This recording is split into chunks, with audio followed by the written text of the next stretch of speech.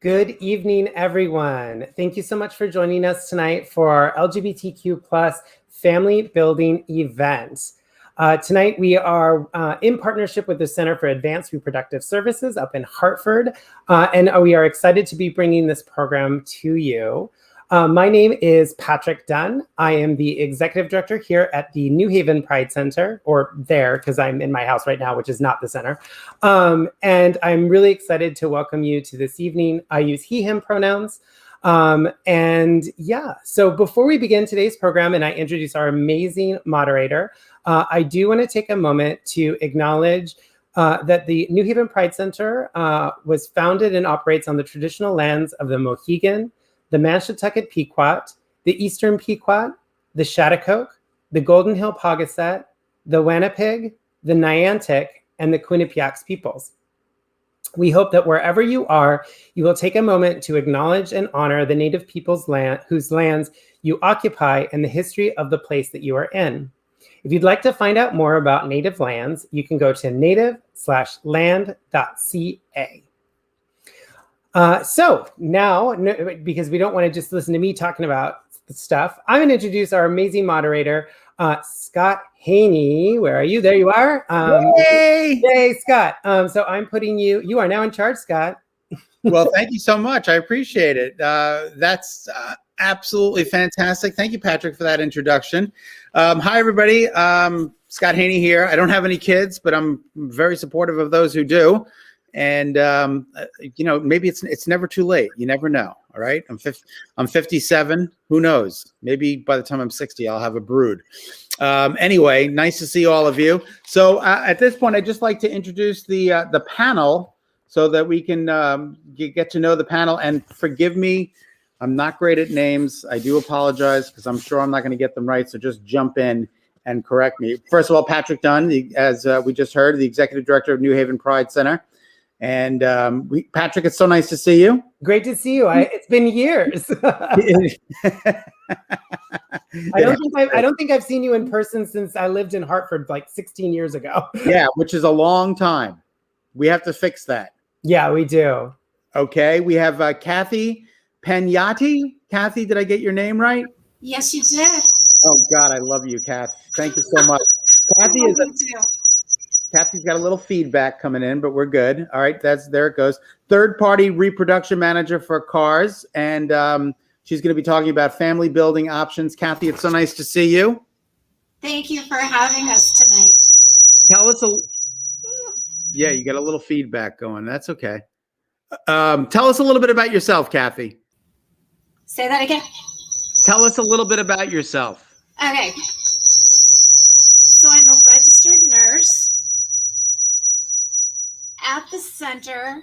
I'm the third-party reproduction manager. Can you guys hear me or hear over that? Yeah, it's very... Kathy, do you have it playing anywhere else? Like, do you have it open on the stream? Because if you do, that would be creating the feedback.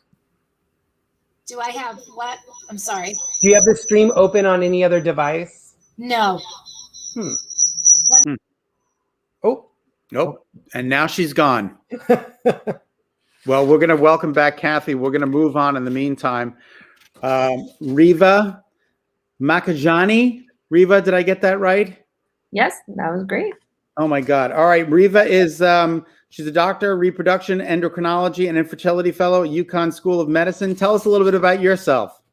So my name is Riva Makijani. I'm a fellow, which means I've done my OBGYN residency and I'm completing my fellowship in the subspecialty of reproductive endocrinology and infertility. I'll be graduating in 2 weeks. Oh, congratulations. Thank you. And then I'm actually joining the group at CARS, so I'll be staying on board. Oh, that's wonderful. All right, Kathy, you're back. I hope I'm back. Oh, you're back and you're better than ever. Okay. All right. So my name is Kathy. I am a nurse. I've been a nurse for 32 years. Most of my experience is in med-surg and labor and delivery within a hospital setting. 7 years ago, I joined CARS as a nurse in the third-party reproduction program, which I think to date, although I've loved all my jobs, this is for sure the best place for me. I love what I do. That is really wonderful. Thank you. All right, and Doug, I'm going to go Najam. Nejam. Oh, Yeah. I got almost all of them right. I apologize, Doug. That's okay. And Doug is he's an attorney with the Yale Law School. Doug, tell us a little bit about yourself. Yeah, so I'm on the faculty at Yale at the law school and also at the Child Study Center, and I work on parental recognition and particularly families formed through assisted reproduction and families formed by LGBTQ people. And I was able to have the pleasure of working on the Connecticut Parentage Act, which you'll hear more about, that updates our Connecticut laws in ways that are very good for families formed through assisted reproduction and LGBTQ families, and had the pleasure to work with Kathy and Patrick on trying to pass that law, and others at CARS who were very supportive of the effort. And it will go into effect in January, so I'll be able to tell folks about that. Oh, that's really wonderful. You know, part of me went to Yale, only a part. I had a biopsy done and they sent it to the lab. That's about as close to Yale as I got. Okay, so this is our esteemed board, and we're very excited to have all of you. And we're going to start opening. We're going to just start with Patrick. Patrick, tell us a little bit about the New Haven Pride Center. Scott, I think that we have one more guest, though. Oh, we do? Oh, I'm so sorry. I forgot the Trellies. Hey, guys. Yay! Thanks, Scott. That's all right. And you're two of my favorite people, and I can't believe I missed you. Yeah. All right, so this is Stephanie and Rebecca. And hi, guys. How are you? Tell us about yourselves. We're good. We're very happy to be here. I think we get to share a little bit more about ourselves a bit later, but we have the awesome opportunity to work with Kathy at the center. We've been with them now for almost a year. Yeah. So it's been great. And you guys have been together since 7/17/17. Yes. Yeah. Engaged in 18, married. And then you got married on 18. That's fantastic. I love it. Well, again, I apologize. Thank you so much for everybody for joining us. Kathy and Reva and Doug and Patrick and Rebecca and Steph. This is going to be a very educational evening. So I'm looking forward to it.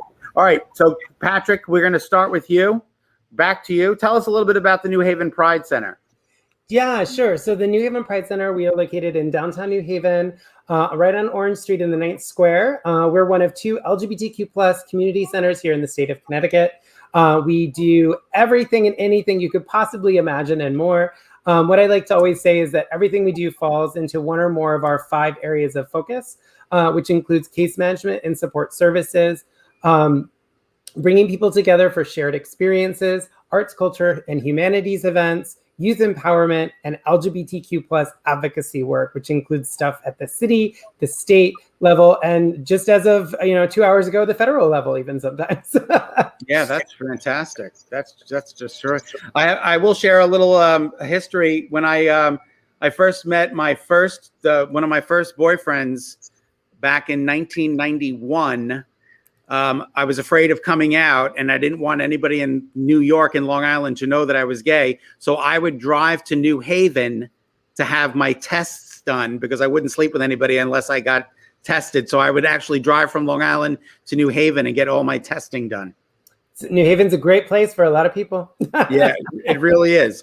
All right. So how can medical organizations break down barriers and make themselves more accessible to the LGBTQ community?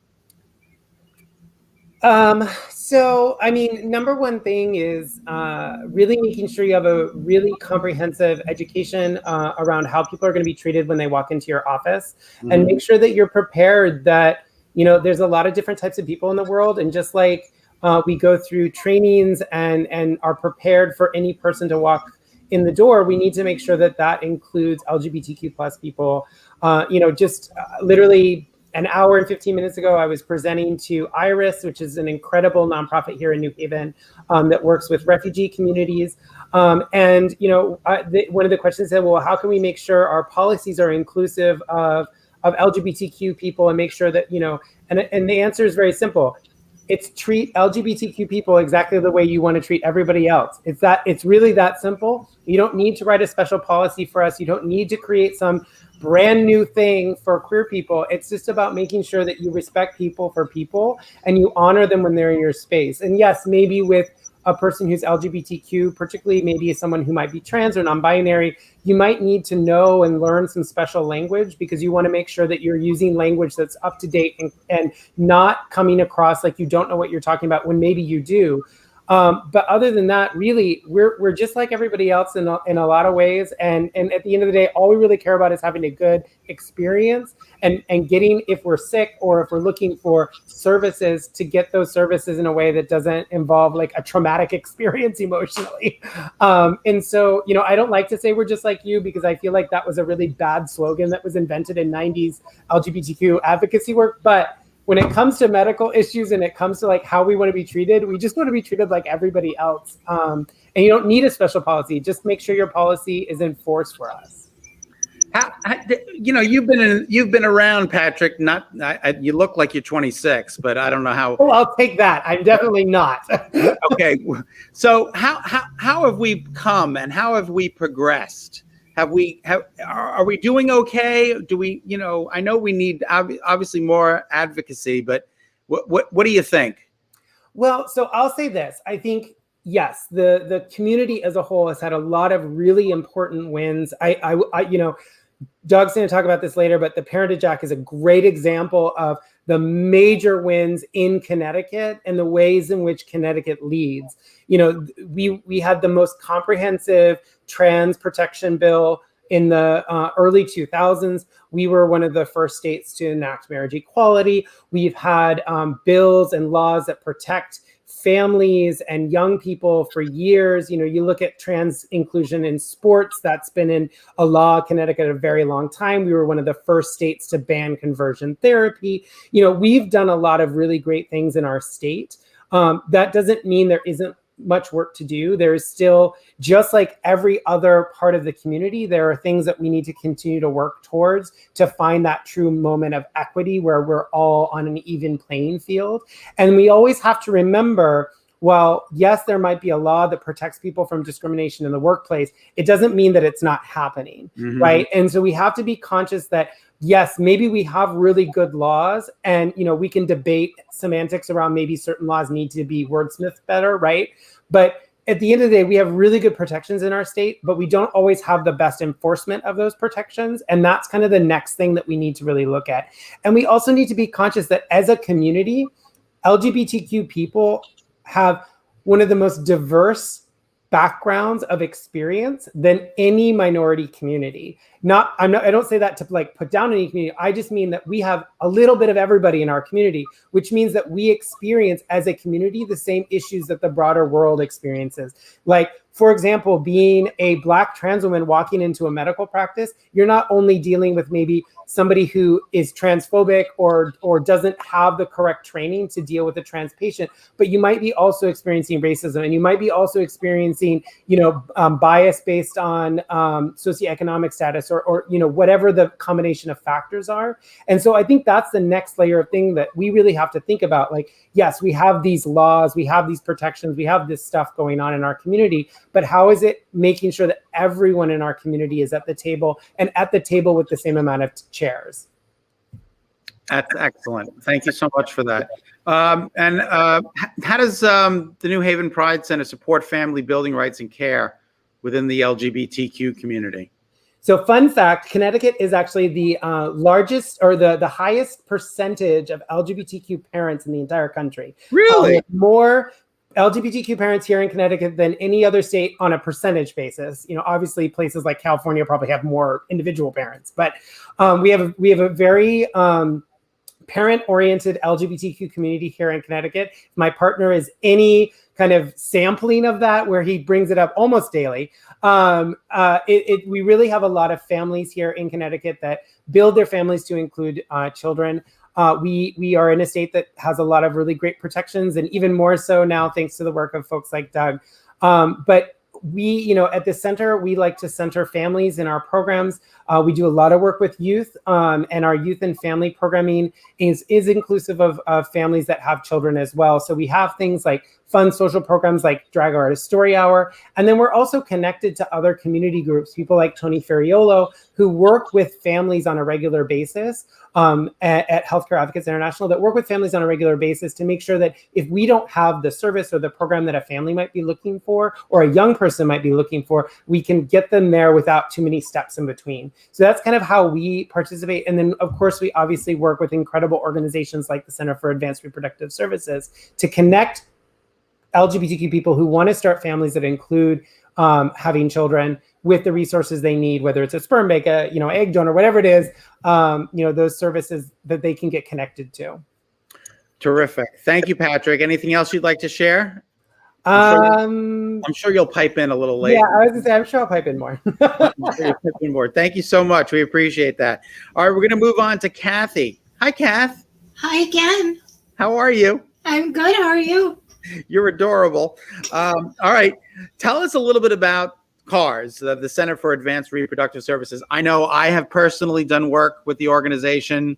We've done stories with you guys. I think you're an amazing organization, really helping people to strive to get their families. And, these are people who really had some of them have no other place to turn, and they've turned to you, and you guys have been able to help. So just enlighten us a little bit more about CARS. Okay, so CARS is a fertility center. Anybody who needs help having a baby would come to us. Basically, we are a facility that has 4 state-of-the-art offices throughout Connecticut. We're in Farmington, Hartford, Brantford, and New London. We are so fortunate to have almost 7 board-certified physicians who are specialists in reproductive endocrinology. They're known and renowned all over the world. And personally, I'm so proud to work here because I get to work with them.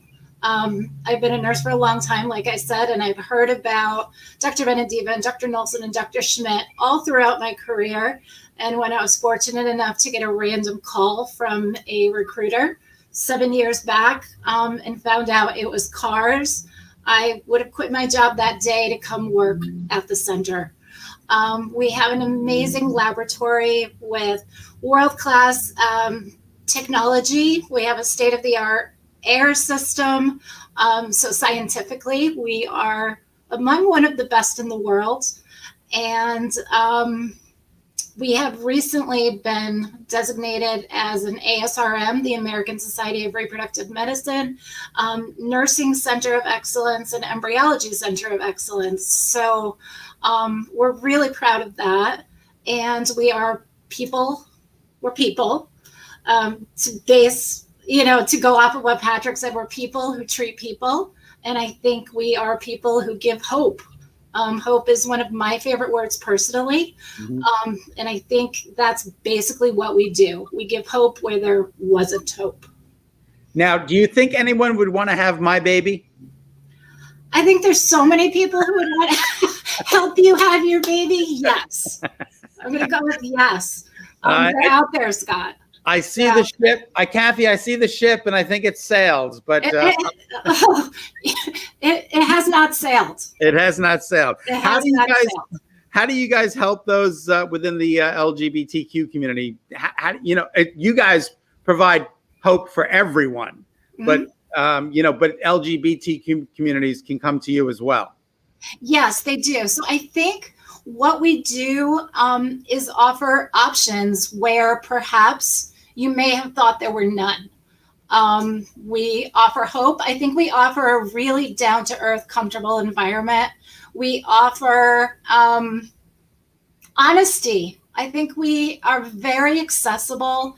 We're a doctor's office where patients can call and say, let me talk to my nurse, and their nurse will answer the phone, or I really want to talk to the doctor. We're very accessible. We want questions. We have lots of answers, and I think we're just really open. We're really friendly. We really want to meet you. That's basically what we offer, with lots of specific help for men and women that I'll tell you about in a minute. And where are you, Kathy? Which branch are you at? I am in Farmington, and I have the pleasure of doing working. I would be the nurse for anybody who needed a third party to reproduce. So I get to work with all of the doctors, which I think is the best and the worst. I like to think of my job as like the tale of two cities. You know, it's the best of times, the worst of times. But I get to work with all people who need a donor or a gestational carrier, or both. It's simply an amazing operation. I just think it's fantastic. All right, talk to us about family building options for lesbian women. Okay, there are several, as our lovely Trellies can attest to. So lesbian women come to us lots of times as a couple. So we have lots of options with women because they have lots of reproductive pieces. So each patient meets with a physician. We do a thorough medical exam. We do basic lab work. We do fertility-related lab work. We do a medical assessment of their reproductive tract and reproductive organs. Then the doctor will gather all of that information and determine what plan is best for the patients in front of them. Sometimes it is to use a donor for sperm and inseminate one of the partners in the couple. Sometimes, like the Trellies, both women want to be a biological part of this child and their offspring. So in that case, they would need their third party, a donor. Sometimes a donor is somebody that they know, a family member, a friend, the friend of a friend. And sometimes it's an anonymous donor, and we help guide them towards reputable sperm banks in order to find a donor that's been screened carefully on an anonymous or non-directed route. Then one of the partners, maybe Stephanie, would undergo an oocyte retrieval. We would retrieve her eggs, inseminate them through the IVF process with donor sperm. And then maybe Rebecca, the partner, would carry the pregnancy. We would transfer the embryo to her uterus. She would carry the pregnancy that Stephanie and a donor sperm were involved in the conception. And it's kind of amazing at the end. It really is. Is this covered by insurance, or is this, or talk to us about the insurance aspect? Yeah, I will say sometimes, and certainly not as often as we wished it was. More and more employers are starting to recognize that needing a third party is a diagnosis of infertility. Mm-hmm. Generally, if it's not covered, the insurance company has decided that our patients do not have a diagnosis of infertility. They haven't had multiple tries at an insemination. They haven't, tried for 3 years. They have what we call like a mechanical infertility. We simply need to introduce sperm in a medical, technical way. And lots of times that isn't seen as a diagnosis of infertility, when in fact it really is. But we're finding that more and more insurance policies do have language in them that does provide services for our same-sex couples, for our trans people. They're not necessarily screaming it out, but it's there. And we really encourage you to feel brave enough and proud enough to reach out to your employers and your insurance companies and really scour the policy, because the money may be there. The money may be there. Will you help people in the insurance aspect, or is it? Yes. Okay. Yes, absolutely. Yeah. So every patient who comes in is assigned to a doctor, a nurse, and a financial service representative. Oh, great. For our LGBTQ community, because most of the time, or a lot of the time, it's not covered, the financial service representative will look at the policy for them. They will fight for any right that might possibly be there. They give patients information up front, even before they come for the appointment, so they know what they're looking at and they know what their options are. And our financial service representatives are amazing. I think the Trellies know they'll fight to the death for a benefit that is owed to one of our patients. That's Scott, do you mind if I ask you a question? Sure, go ahead. Just because I'm curious, Kathy, do you know how the state insurance, because Connecticut has a pretty high rate of folks on state insurance. Do you know how like Connecticut state insurance, how good they are about that? Connecticut state insurance is probably the best insurance to have. Wow, that's great. That's Yeah. So, yeah. That's wonderful. All right, we're going to move on. Options for gay men, like two gentlemen who, how would they proceed? They would proceed again by calling us, letting us know what their plans are. So sometimes it's a single man, sometimes it's a couple, two males. They would each meet with a physician. They would do a semen analysis, basic lab work, and then they would determine how they wanted to proceed. So sometimes one of the men is the sperm provider. Sometimes both of the men are sperm providers. And that's particularly exciting.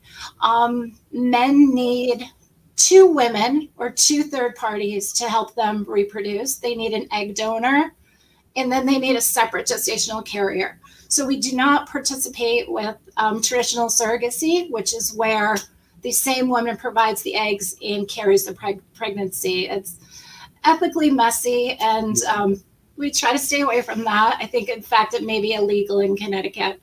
But anyway, the men would find an egg donor, either through word of mouth with friends and family, or we would connect them with egg banks, agencies who find donors. We carefully screen them. We would inseminate the eggs, either with the sperm of one of the men, or we would split the eggs in half and inseminate with each, half with each.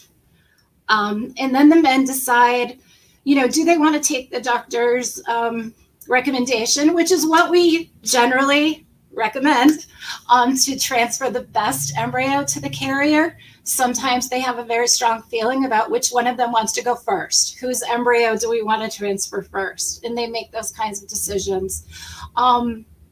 Sometimes the men don't want to know whose embryo we used, because we've had a couple of couples really explain to us the joy after the children are born of looking at these babies and seeing both of them in these children. They love that. And we do advise them for the medical health of the child to later find out, but they really love the not knowing. Gestational carrier is an amazing woman who is a mother and who signs on for a very risky protocol. Very risky. Pregnancy is risky. It's usually great. When it's bad, it's bad. But gestational carrier is a woman who signs on to carry a pregnancy for a couple. The relationships are really strongly and strictly screened here. The psychological, psychosocial, medical screening, and the relationships are amazing and usually long lasting. And we love getting to know our men because they take a really, really deliberate path, as do our same-sex women, a really deliberate, really purposeful path to parenthood. And it's exciting. Like I can barely contain my excitement most of the time. Rita can attest. It's just amazing. Kathy, this might sound like a stupid question, or this might be a question for Doug. And again, it could be completely stupid, but do I have to worry that the mother's, the carrier is going to, or the egg donor is going to get rights to the baby or things like that? Is there any concern of that, or is that all? Not in Connecticut. Not in Connecticut. Yeah. So in Connecticut, as long as you're complying with law, the intended parents are the legal parents, and egg donors and people who serve as gestational surrogates do not have legal parental rights. Okay, good. That makes me happy. All right, and Kathy, one last question for you. How do you get started? What do? You just drive up to Farmington or Brantford? What do you do? You could do that, but with COVID regulations and all, we would ask that you call us at 1-844-HOPE-IVF. So it's 844-467-3483. or go to yukonfertility.com, and you can email us if that's easier, and we'll reach out to you to talk about next steps. And do you think it's an easier journey for a male couple or a female couple? Or is it both the same? I think it's hard for both. It's complicated. There's a lot that goes into it. I'm going to have to say perhaps it's easier for men because they generally haven't struggled with infertility. They haven't had bad reactions to hormones. They haven't had, losses. I think generally it's harder for women, whether same sex or heterosexual, possibly simply because of hormones. It's hard. No, I appreciate that. I appreciate every woman on this earth. All right. Let's move on to Dr. Riva. How are you, Doc? Everything good? Yep, everything's good. Thank you. All right. So you're going to talk to us about options available to transgender individuals interested in building a family. Yes. So I want to preface this because this is a broad question and I'm going to answer it generally, but how we would treat each individual patient would really depend on their particular circumstances, including their age, where they were in their transition process, whether or not they were on gender affirming hormone therapy. And later on, when there are questions, I'm happy to talk about the specifics. But for now, I'll just give kind of a general overview of what options are available for transgender folks who want to preserve their fertility. And I think the easiest way to think about it is that there are options for individuals who have sperm, and there are options for individuals who have eggs. So for individuals who have sperm, we can freeze sperm and to preserve fertility. And what we have to figure out is how to get that sperm. Now, if the person feels comfortable and is able to collect a sample either at our office or at home, they can just bring it in and we can freeze it. If not, then we can refer them to our urology colleagues who can either help them be able to collect a sample, or they can actually do very small, minor sperm retrieval procedures where they can actually directly collect the sperm from the testicle and freeze it.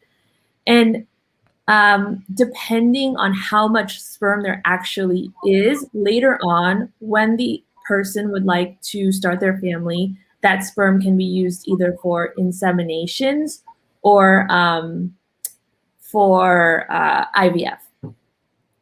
So that's kind of broadly speaking the options for individuals with sperm. For individuals with eggs, the options are mainly to freeze eggs or freeze embryos.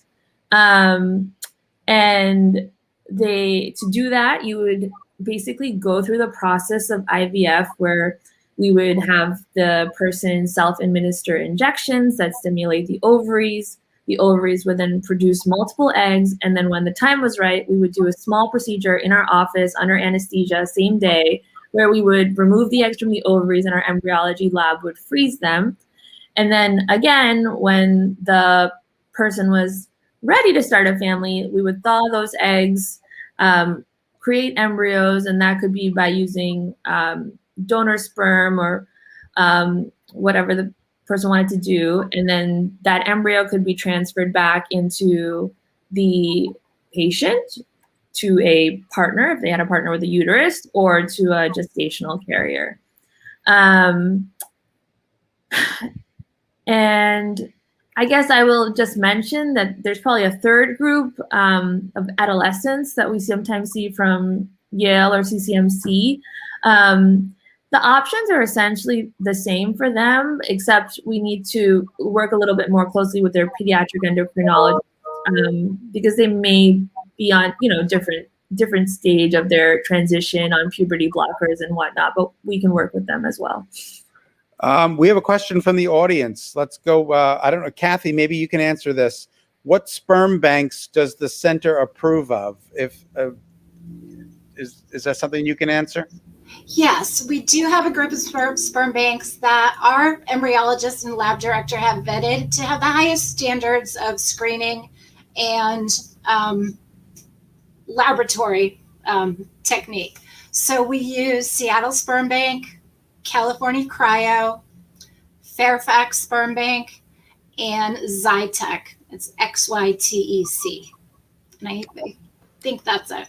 And Scott, I would add, I think we have brochures for all 4 of those banks at the New Haven Pride Center. So if you are located in New Haven, I know we have at least 3 of the ones that Kathy just mentioned, but we have brochures for those banks because actually the Center for Advanced Reproductive Services shared those with us because they had said that they were safe for LGBTQ clients to go to. Excellent.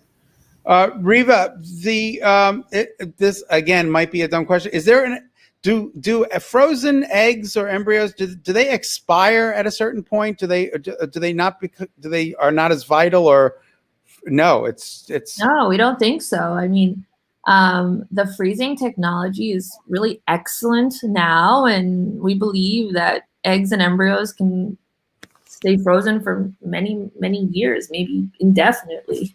Wow, that's fantastic. Okay, anything else you'd like to add, Doc? It's the circumstances of each patient are different. So eventually, if people in the audience have specific questions about hormones and how we handle that, then I'm happy to address it when it comes up. Okay, excellent. All right, we're moving on to Doug. On June 1st, Governor Lamont signed the Connecticut Parentage Act into law. Can you explain to us exactly what that is? Yes. So let me start by just saying what parentage is, which is the legal recognition of the parent-child relationship. And a lot flows from that, because if you're a legal parent, you have a right to parenting time or custody. You have an obligation to financially support the child until they're 18. You also have the right to put your child on your health insurance.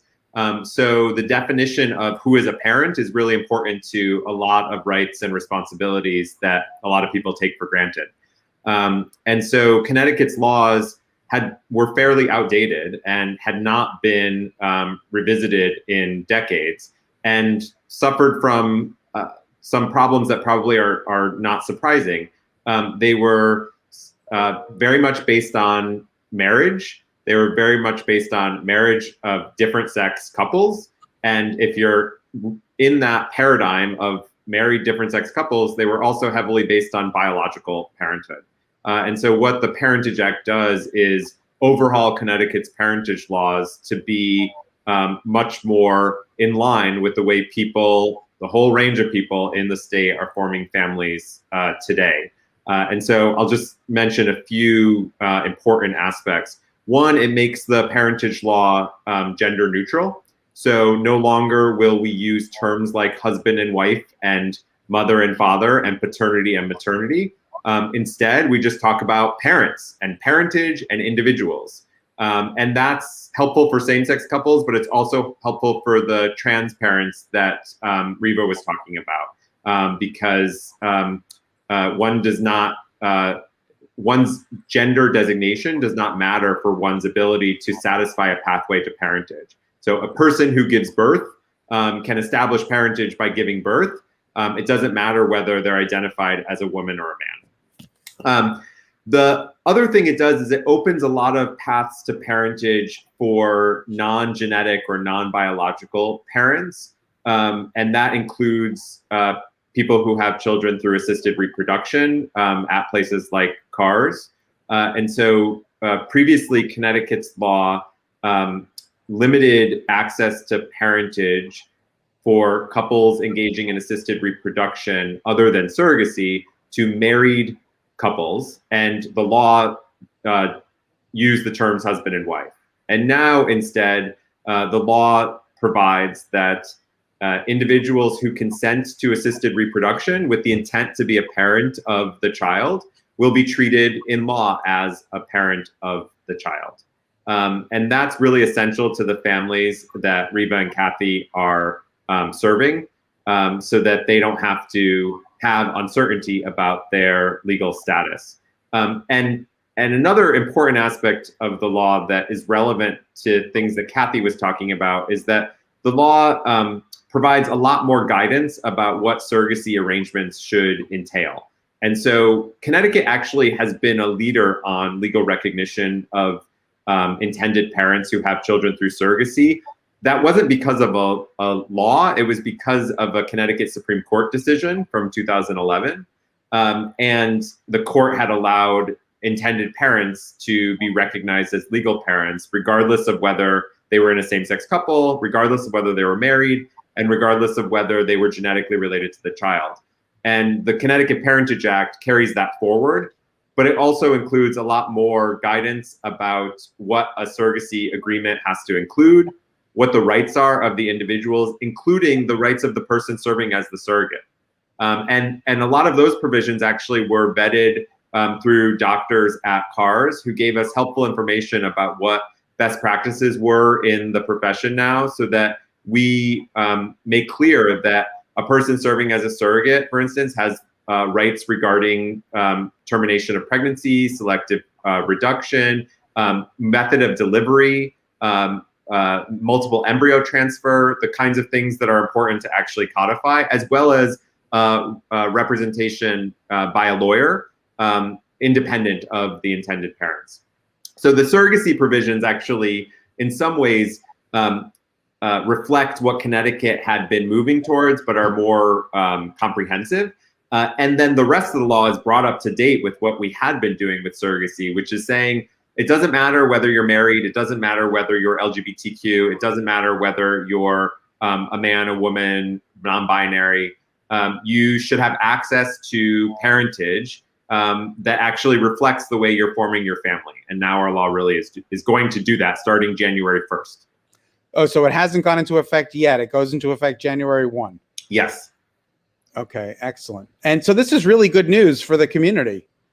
Yeah, so one really important thing for LGBTQ parents to be aware of, and this is with respect to assisted reproduction other than surrogacy, is that same-sex couples, female same-sex couples who are having a child through assisted reproduction are going to be recognized as parents by law, regardless of whether they're married, and regardless of whether they're a biological parent. That was not true under existing Connecticut law.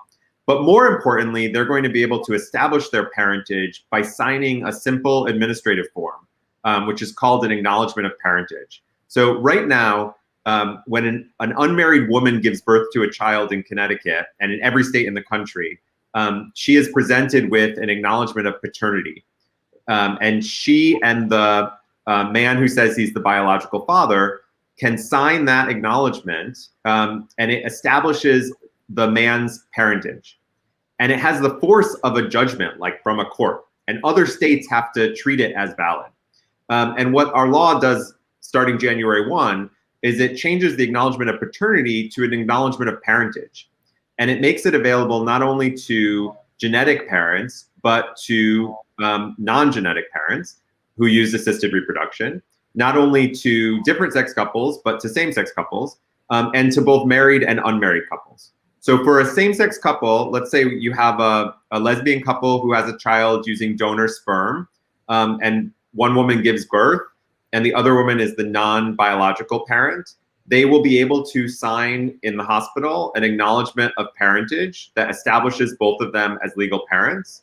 And why is that so important? Because a lot of same-sex couples right now in Connecticut are doing adoptions where the non-biological parent is adopting her own child, essentially. That costs money, it takes time, and it's humiliating to have to adopt your own child. And so now the law actually is going to allow people to use this establishment of parentage. And just to follow up on something Kathy was talking about, there's also situations where in a lesbian couple, one woman is the birth mother and the other is the genetic mother. And in those situations, in Connecticut, if the women were unmarried, the state of Connecticut was not treating them both as legal parents. But now both married and unmarried couples who do that will be able to establish their parentage through an acknowledgement of parentage. And so 2 things that I just want to note. One, this is great for unmarried couples. People should not have to get married in order to be parents of their children. Straight people don't, and LGBTQ people shouldn't have to either. But it's also good for married couples, because married lesbian couples in Connecticut are still doing adoptions, because even though you both get put on the birth certificates do not establish parentage. They are just evidence of parentage. And other states do not have to treat you as a parent just based on the birth certificate. And so you can now do an acknowledgement starting January 1st, just as an unmarried couple will be able to. And that acknowledgement under federal law gets what we call full faith and credit from other states. And so other states have to treat you as a parent when you have that acknowledgement of parentage. The other thing I just want to note is that for a lot of families who haven't done adoptions because they haven't gotten around to it because they're caring for a small child, or they can't afford to do it, or things just go by the wayside, you will be able to use the acknowledgement to establish parentage for a child who's already in this world. And so people will be able to get acknowledgements of parentage from the Department of Public Health beginning on January 1st, and use those forms to establish parentage if they haven't done an adoption already. Was this Doug? Was this a difficult law to get passed? How much work? How much work went into this? It was a lot of work, but the nice. So we started working on it. We first introduced it in 2019, and then in 2020 we were derailed by COVID, of course, and we got it done this year with help from wonderful supporters like the New Haven Pride Center and CARS, and from families who testified in support of the bill. But I will say, so while it was a lot of work, it was a 177-page bill. We worked with courts and agencies to make sure that it was really tailored to Connecticut. But once people understood the stakes, only one legislator voted against the bill in the House or the Senate. And so that really and it had bipartisan support with ranking Republican members of the Judiciary Committee co-sponsoring the bill. And so people understood this was good for families in Connecticut, and they understood that it helped LGBTQ families be treated with the respect that they deserve. So while it was a heavy lift, it enjoyed widespread support. And I think it's important to understand that the judicial branch, the courts in Connecticut, the probate courts, the Department of Children and Families, the Department of Social Services are all supportive of this, and were instrumental in getting it done. And so now we have to make sure, as Patrick was saying at the start, that the laws are implemented and enforced. But because these folks were so instrumental to the law, they're going to make sure, the judicial branch, the probate court, that the procedures that need to be in place, the forms that need to be there when people go to them come January 1, they're going to be prepared. Excellent. Anything else you'd like to add? No, I think I'll just say, there's great lawyers in Connecticut that are doing this work and who represent LGBTQ families. We're continuing to work. GLAD, the LGBTQ law firm in Boston, is working with me to educate the community in Connecticut. And so it's still always a good idea to talk to people, to talk to lawyers about what your rights and obligations are under the law, and they will be able to advise you. But our hope is that obviously some people are going to have situations that need more tailored legal services, but our hope is that going forward, things are going to be a lot more streamlined and a lot less expensive and time consuming for people. And it make us feel good. How Connecticut, I think we've touched on this. We're doing pretty good in terms of the nation, right? So I think this is one of the very best LGBTQ inclusive laws in the country. And if you look at states that now are making these acknowledgements available to same-sex couples, we now are joining Maryland, Nevada, California, Washington, Vermont, Rhode Island, Maine, and Massachusetts. So we're in good company, and we're really being a leader on this issue. And again, if I go to a state that isn't, they have to treat it as valid. They have to treat it. Yes. That's great news. Okay. Well, thank you so much. We appreciate it. Now we're moving on to the moms. Scott, really quick, can I throw something in before you move to moms? Yes, absolutely, Patrick. I just want to say a big thank you to Doug because I know how much of a heavy lift this was. And I also just want to throw out the fact that it's so even more important that we have this law after the Supreme Court ruling today that basically said LGBTQ people cannot adopt children. And I'm forgetting now, I think it was in Philadelphia that this happened. But it was a big thing that happened today. And the fact that this law is in Connecticut is going to ensure not that that kind of a Supreme Court decision would happen in our state Supreme Court, but it makes sure families are protected. And I want to thank, as a hopefully future parent, Doug, for opening so many doors and just highlight the fact that this law really protects also heterosexual, straight, cisgendered couples just as much as LGBTQ couples.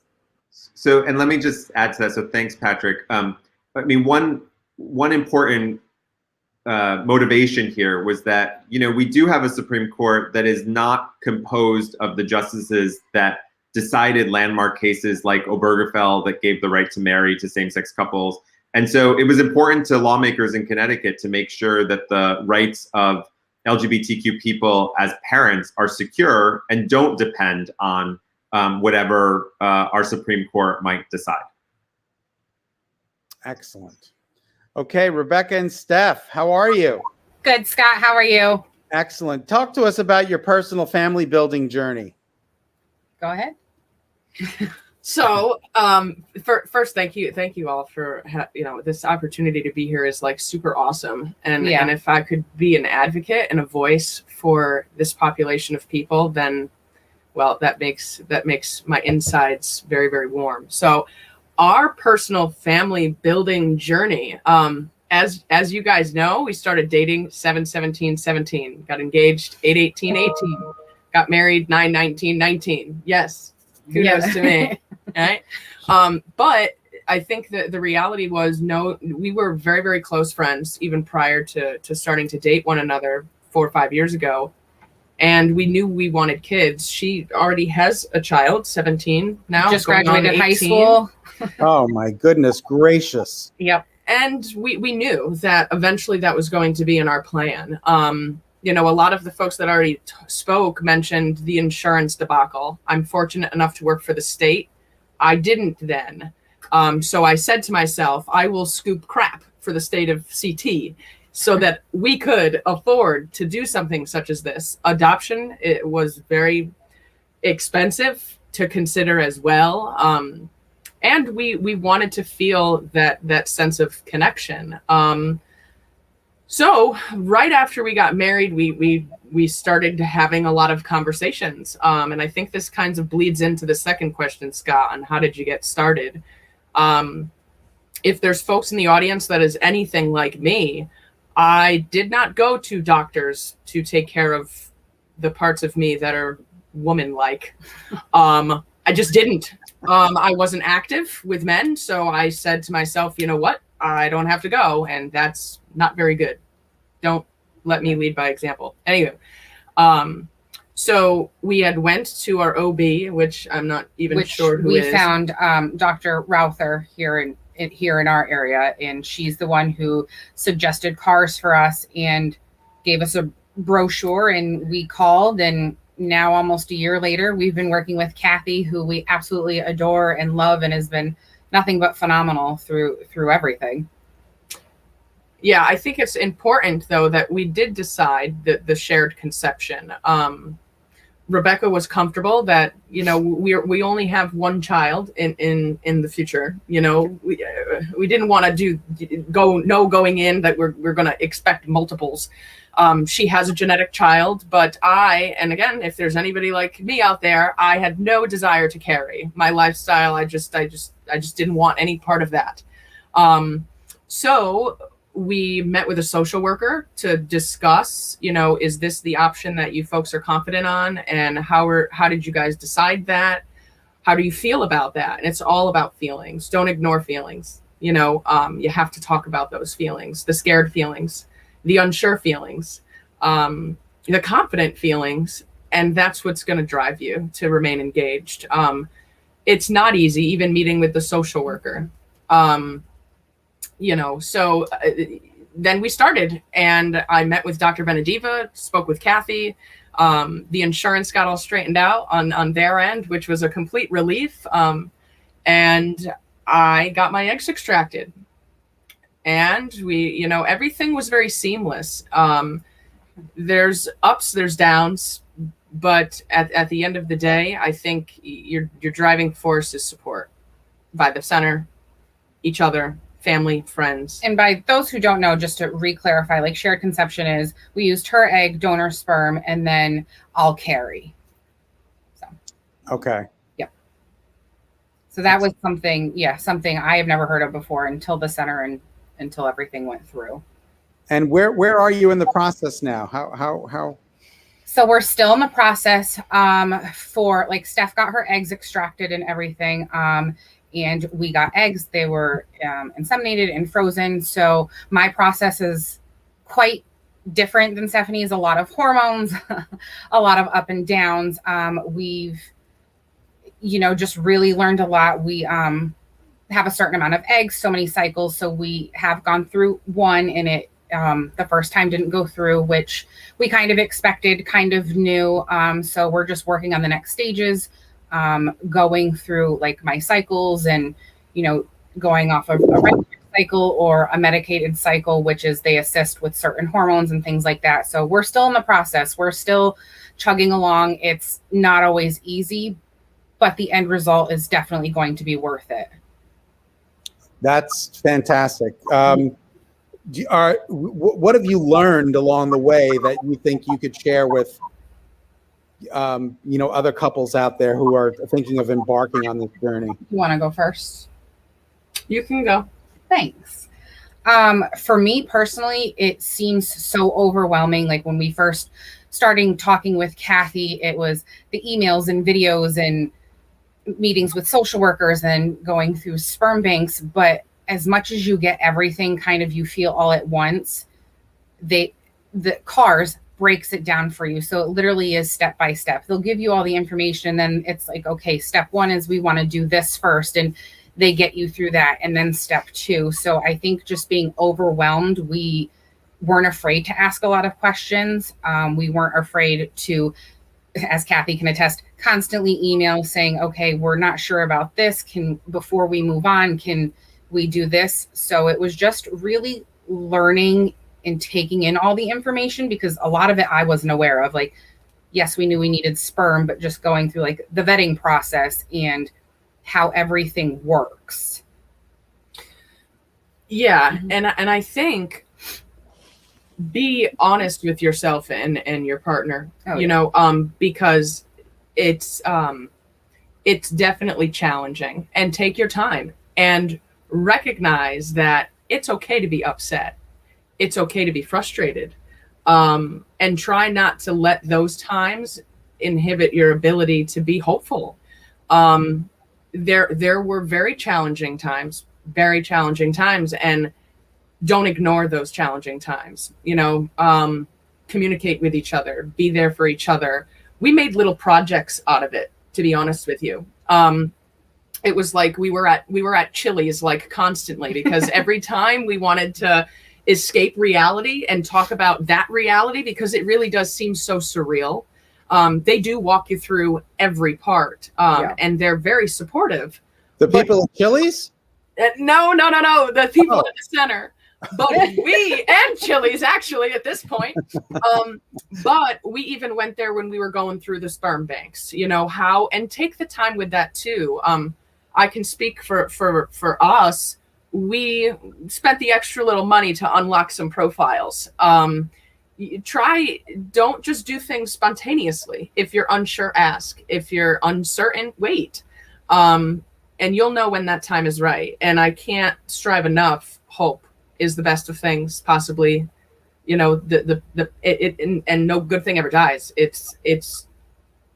You're driven on hope. And a big thing is it can become all consuming, because you just want to get it done, and, like, you want answers, and you want the next step, and when can we do this, just kind of remember that you still have a life and things to do, and that like Steph said, to take your time and research it, but also to kind of relax and just be like, okay, today we're just not going to talk about it. We're going to do something else, and trust the process, which is kind of hard because you want answers and you want to know the next steps and you want to get ahead, but they really know what they're doing for obvious reasons, but it really is, it can become consuming, and it's just kind and of it's cumbersome. I think, Yeah.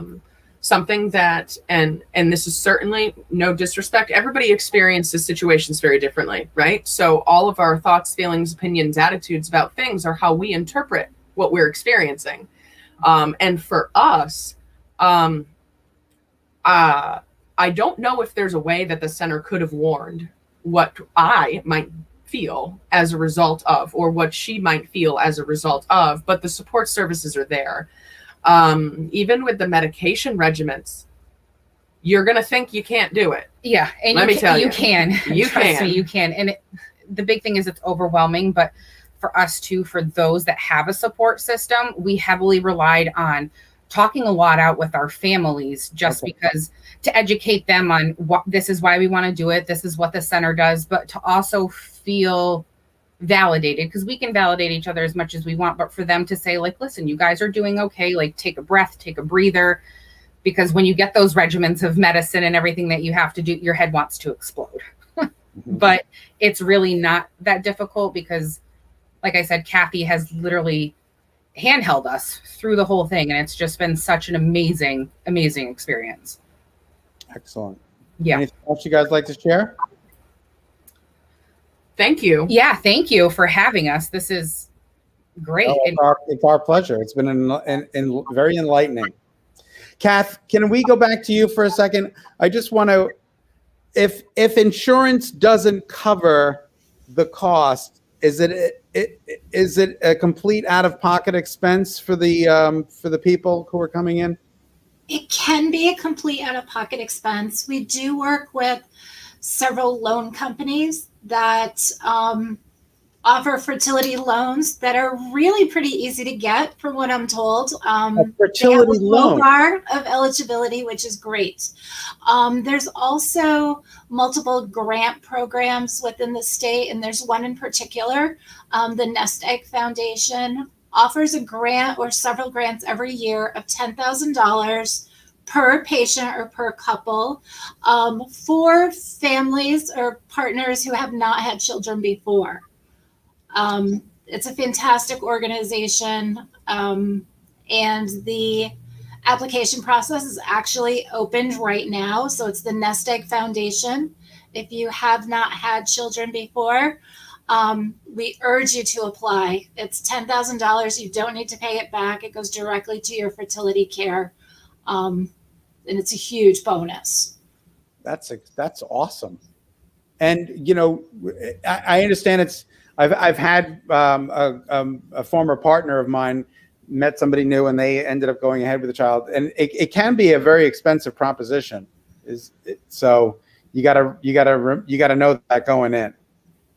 Yeah, it can be very expensive, I think, in particular for the men. So I was rethinking my answer a little bit of who is it harder on. I think it's a toss-up. It can be quite expensive for men.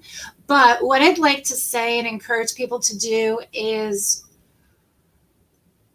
try to get comfortable talking about your situation, talking about your desire to build a family. Lots of times your close friends, or like I said before, friends of a friend, or my friend's neighbor has always talked about being a gestational carrier. And I just happened to talk to Patrick today and then say, oh, I met this great guy who his partner, and he would like to build a family. And I tell my sister, whose neighbor has always wanted to be a carrier. That cuts the cost a great deal. Okay. So just be open, talk. People are really receptive. More receptive than one might think. And I think there's people out there who are simply good people wanting to help other people, which certainly can diminish the cost a bit. Okay, that's good to know. Okay, Patrick, yes. I was going to ask another question of Kathy, just because, you know. Sure. So I know that the technology now exists for an HIV positive gay man to be able to have conceive children. And I was curious if the Center for Advanced Reproductive Services actually does work with HIV positive clients, just because I know that process now exists, which was like so exciting when I heard that, because I didn't know that was even a thing. So I just thought I would ask that question just for anybody who's watching who might be positive. Yes, so yay. We do use that technology, and it really comes down to sperm preparation. There's a special sperm prep that Reva can probably speak to this more than I can in the medical jargon, but it eliminates most, if not all, of the risk of transmitting HIV through the sperm. So yes, that is a very real possibility, and it's happening. Wow, that's terrific too. All right, would anybody else like to add anything? Doug, Reva, ladies?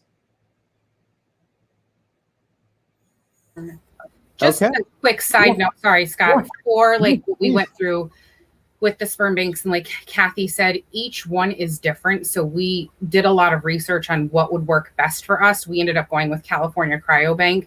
They were fantastic, but again, like, don't let it overwhelm you. But just going through and making sure that you really research and have the answers. And if you don't, just ask questions, because that was a big thing to us, is we were looking for specifics on like our backgrounds, and just to make sure, because biologically, like, it will not be mine. So we wanted to get the best traits. And as silly as this sounds, they had the best options, maybe more, and their system was a little bit more user friendly. So it's really what you're comfortable with selection wise as well. And it's all done. You didn't have to. Do you have to go there, or you do it? No, right online. Right online, and they online. And they have where you can sort like through. Some of them have pictures of like when they were kids. Some of them don't. And like Stephanie said, if you pay a little bit more, which we did, you can unlock certain things like bios and how they asked questions and how they answered them. You can have access to baby pictures if they're available. And we just decided not to go with an open donor. We wanted it closed, which means like there's no reaching out. Like it's just no contact. No contact. No contact. Yep. And then you have the option of contact with other ones. And we went through all of that with the social worker that we met when we started this journey, because that's part of it, to make sure, that we were okay with that.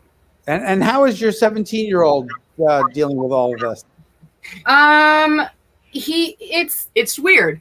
Yeah, it's weird for him. I mean, he thinks I'm old. So I'm 6 years older. So I'm so he just thinks it's weird. I mean, he's had me for a long time, but he is, I think, genuinely excited, but he's a 17-year-old boy. So even if he was overly excited, we wouldn't be able to tell.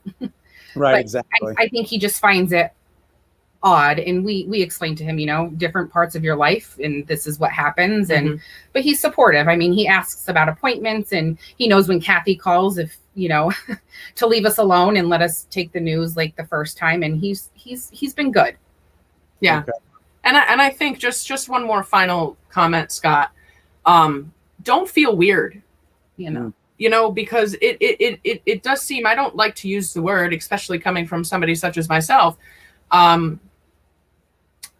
don't like to use the terms, this is not normal or it's abnormal, but you unintentionally kind of, you internalize that.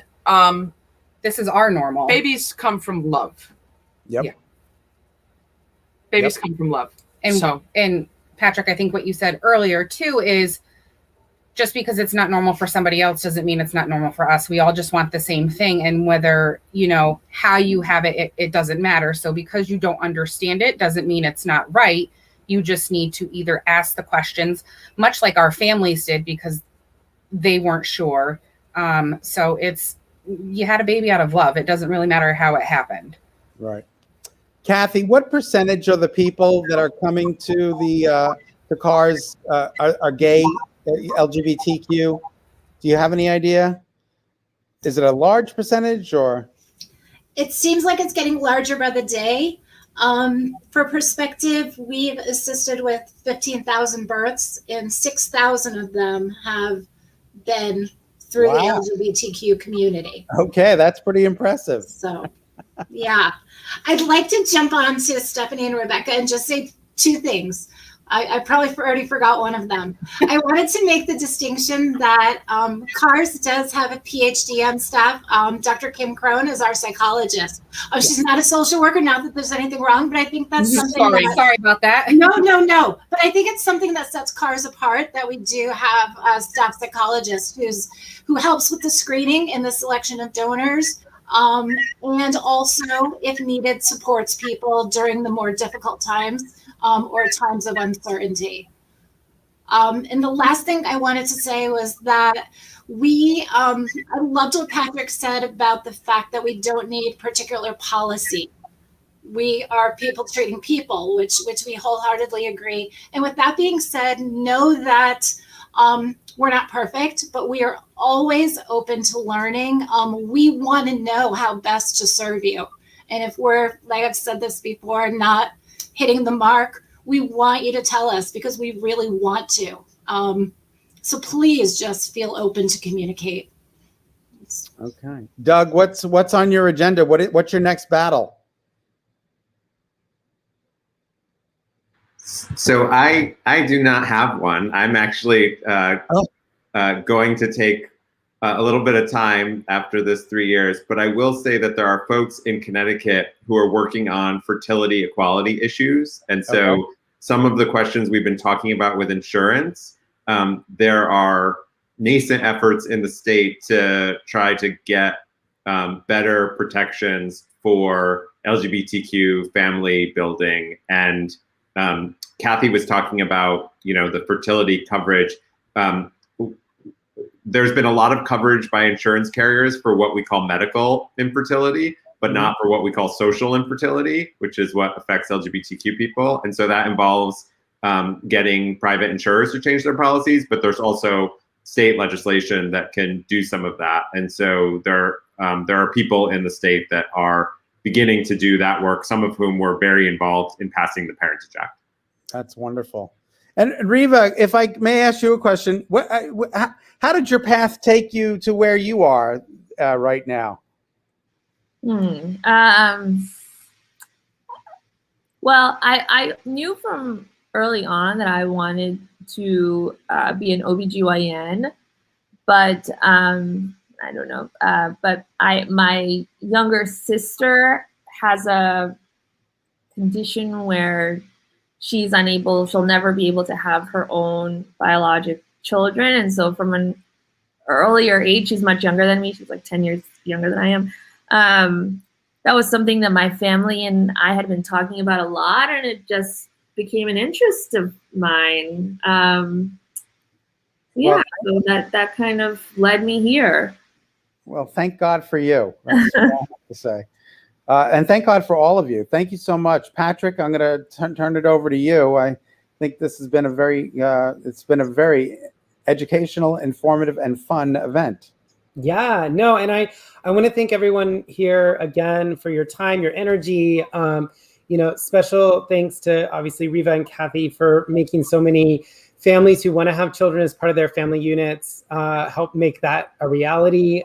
Doug, again, big shout out to you for thank you for all the work over the last, what seems like a very long time. I think you and I met about this bill like in my first year at the Pride Center. That's right. And so it's amazing to see Connecticut yet again take a stand and make a stake in the ground that we will be a leader on LGBTQ plus rights and issues. Rebecca and staff, thank you for being here and telling your story and giving hope to many people out there who maybe want to have children but don't even, it's overwhelming to even consider. I want to give also a shout out to, I don't know if they're watching, but we did a very similar program to this at the center 2.5 years ago. And one of them, it was a lesbian couple and they are now pregnant thanks to CARS. So, these events do make a difference, and being able to hear from parents specifically or soon to be parents it makes a difference for folks to feel like they can too take that journey. And of course, Scott, you did amazing, as there was, of course, no expectation otherwise. So, I know I am supposed to. I did pop it up a couple times, but I want to pop it up one more time. If you do want to get more information about the Center for Advanced Reproductive Services, their website is yukonfertility.com. And Kathy and everybody there is super accessible. So I just want to put that up one more time. I also want to put up, if you do want to learn more about the New Haven Pride Center or any of our upcoming services, programs, activities, we are now open to the public. So our hours, you can go to newhavenpridecenter.org.